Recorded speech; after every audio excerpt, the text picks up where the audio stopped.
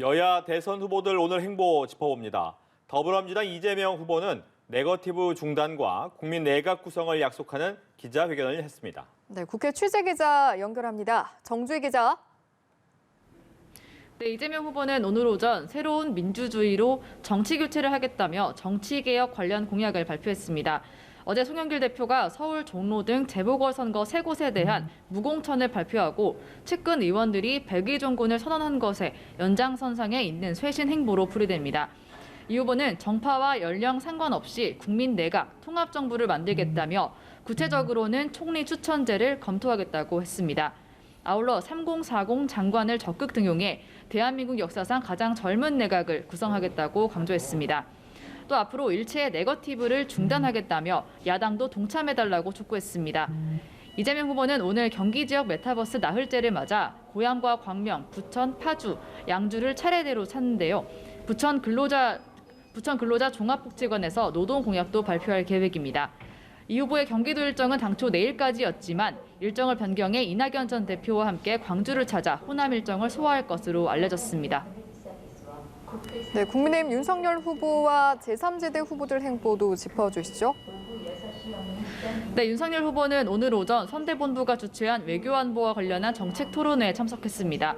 윤 후보는 헌법 정신을 명확히 하고 국가 정체성을 확실하게 인식하는 것이 안보에서 가장 우선시되는 조건이라고 강조했습니다. 앞서 대북 선제 타격 능력을 언급했던 윤 후보는 침략적 도발 행위를 할 것이 확실시 될 때는 치명적인 타격을 가할 능력이 있고 그럴 의지가 있다는 것을 천명하는 게 한반도 평화와 안보에 매우 중요한 태도라고 거듭 강조했습니다. 윤 후보는 21번째 심쿵 공약으로 재활로봇을 활용한 보행 치료에 대한 의료 수가를 상향하고 건강보험 적용을 확대하겠다고 약속했는데요. 잠시 후 오후 2시부터는 국회의원과 원외 당협위원장들이 총집결하는 필승 결의대회에 참석합니다. 아울러 윤 후보는 경선 경쟁자였던 최재형 전 감사원장에게 선대본 상임 고문직을 제안했고 최 전 원장이 수락했다고 밝혔습니다. 국민의당 안철수 후보도 지역 선대위원장들과 대선 필승 결의대회를 열었고 잠시 후에는 반기문 재단을 찾아 반기문 전 유엔 사무총장에게 신년 인사를 할 예정입니다. 정의당 심상정 후보는 한국환자단체 연합회와 간담회를 갖습니다. 한편 안 후보 측이 제기한 양자토론 방송금지 가처분 신청은 조금 전 법원에서 인용됐습니다. 이로써 설 연휴 기간인 30일 또는 31일에 실시될 예정이었던 민주당 이재명, 국민의힘 윤석열 후보 간 양자토론은 사실상 불발됐습니다. 오늘 오전 열린 국회 법제사법위원회는 박범계 법무부 장관을 상대로 현안 질의를 한 것으로 알고 있는데 어떤 내용이 다뤄졌습니까?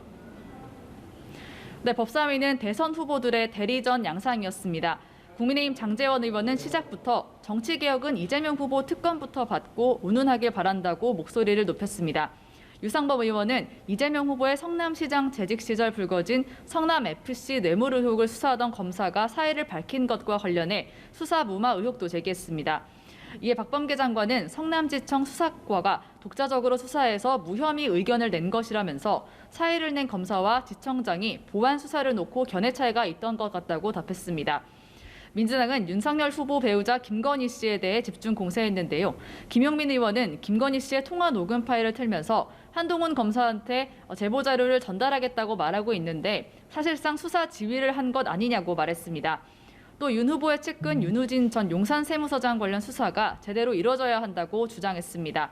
박 장관은 여야 후보, 그 가족들의 모든 사건에 대해 성역 없이 선거와 무관하게 수사해야 한다고 생각한다고 말했습니다. 지금까지 국회에서 연합뉴스TV 정주희입니다.